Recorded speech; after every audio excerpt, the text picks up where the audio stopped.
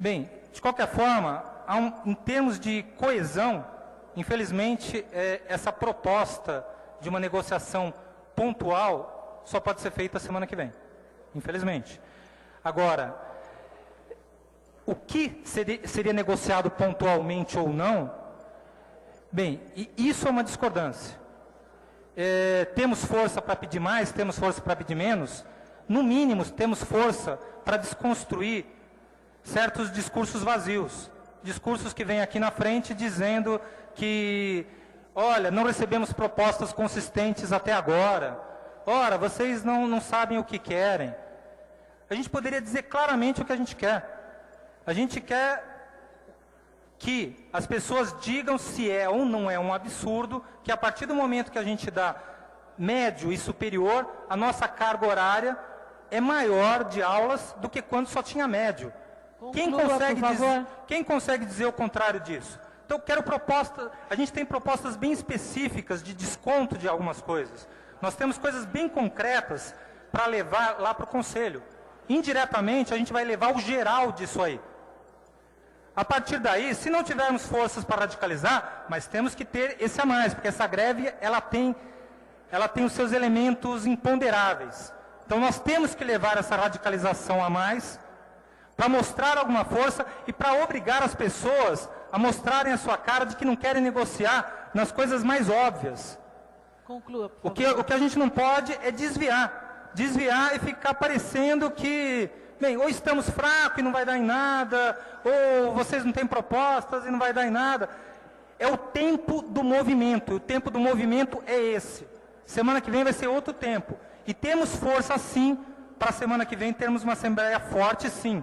Lembremos da força do interior. Semana que vem é outra conjuntura, e cada semana ficando mais difícil. Mas temos força, sim, semana que vem, para um momento decisivo, que todas as nossas forças estão canalizando para ali, como bem falou o Marins.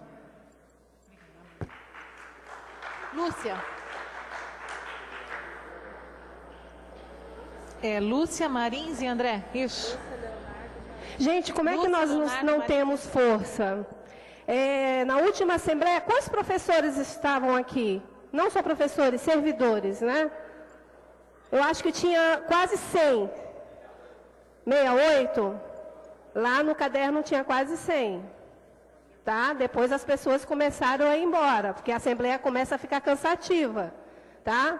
Então, eu acho que hoje não é como que eu posso dizer, fazer uma comparação do que foi com a Assembleia que aconteceu, né? As pessoas não devem ter vindo hoje porque estão esperando a outra Assembleia, que ficou combinado que virão, né? Outros campi, né? Que eles querem participar, só não participam porque não existem outros mecanismos ainda, que foi até discutido, né? Então, gente, eu acho que os professores estão participando, sim, os administrativos também estão participando. Meio operação tartaruga, mas estão, né? Estivemos em Boituva, né, Marins? Boituva não, Suzano. Eles estavam lá sedentos. Olha, como é que eu vou começar? Até assim, puxa, como é que eu vou começar uma greve? Simples, é só parar. Né? Mas eles queriam ouvir o sindicato, queriam ouvir o comando de greve. O Marins e o André conversaram com os docentes, eu conversei com os administrativos. E eles resolveram lá. Eu não entrei em contato ainda, resolveram entrar em greve. Eles não estavam assim entendendo como que estão acontecendo as coisas realmente. Agora, surgiu aqui discurso de voltar, voltar a votar a forma, né, de como que vamos estar negociando. Isso já foi discutido em 2 assembleias.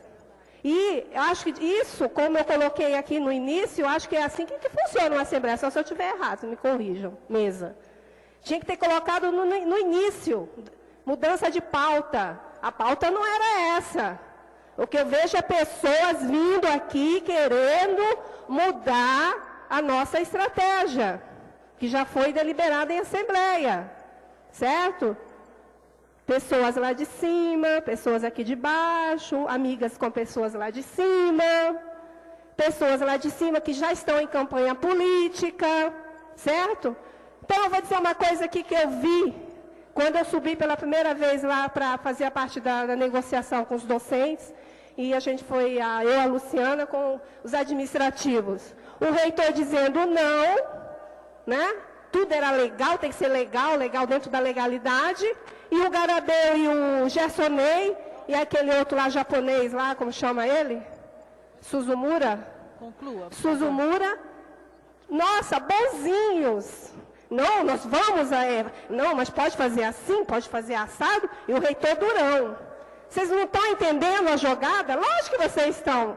Vocês são inteligentes, espertos pra caramba, experientes. Né? Tem jogada política aí. O reitor Durão e o Garabê bonzinho. Ele vai ser o salvador da pátria. Porque ano que vem, ele vai ser... Você, Garabê, isso mesmo. Ano que vem ele é candidato. Então ele está bonzinho, ele está querendo resolver os problemas, os nossos problemas. Aí ele vem aqui e dá um monte de sugestões. Viável, mas isso no passado, Garabê. Agora a gente quer discutir, não é só conteúdo, como disse a Marli. Nós queremos discutir a forma que não foi respeitada, foi antidemocrático. Tá? Vocês tiveram que engolir. E estão colocando um monte de portaria aí para vocês engolirem de novo.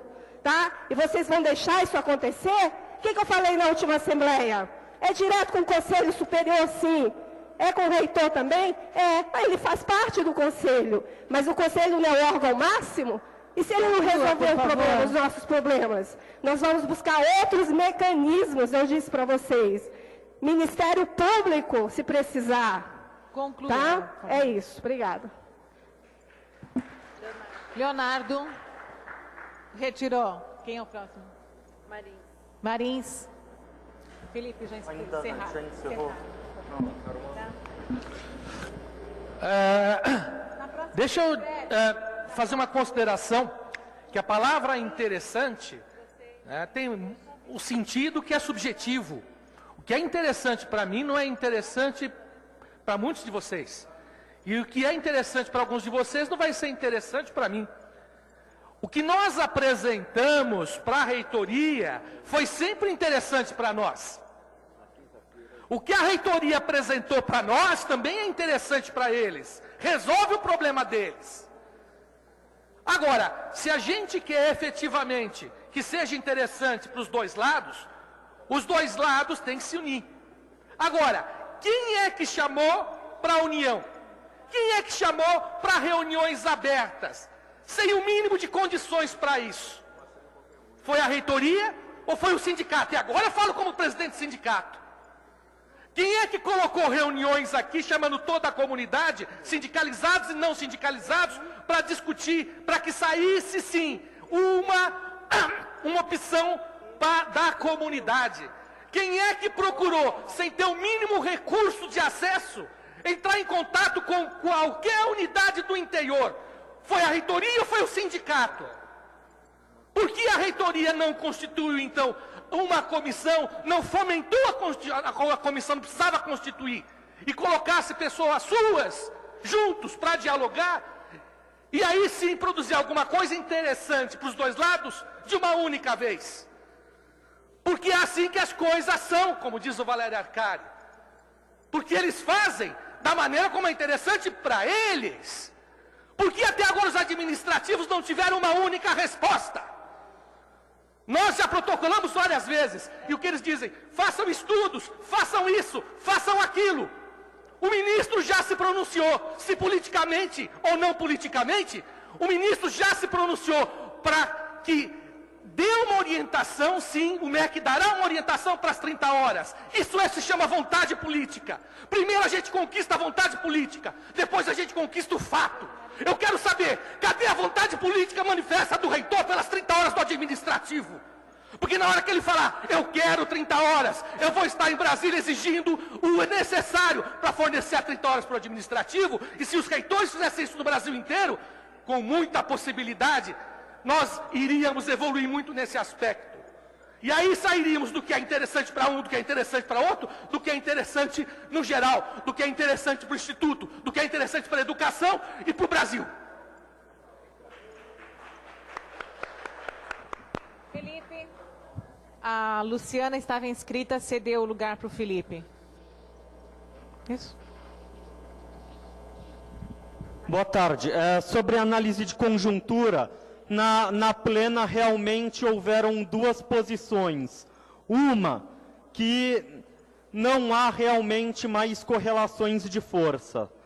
Outra, que a radicalização apenas começou. Bom, é uma dificuldade para mim realmente analisar, porque eu não tenho uma visão tão holística quanto o Brasil, a nível de Brasil. No caso de São Paulo, uma coisa que eu observo, uma coisa que está dando coesão à nossa greve é justamente a questão da resolução 270 dos professores, e é uma greve heterogênea em vários quesitos, alguns campos mais professor, outros mais administrativos,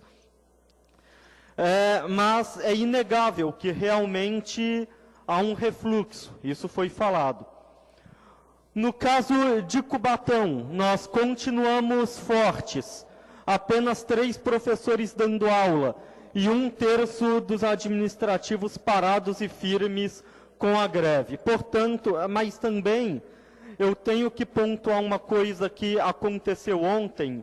Houve uma reunião de pais e os pais se mostraram, o comando de greve foi convidado para dar informes sobre o processo negocial, porém os pais apavorados fizeram várias perguntas, quando a greve vai acabar. Nós não temos resposta, até porque realmente existe todo um processo para uma greve terminar, toda uma dinâmica.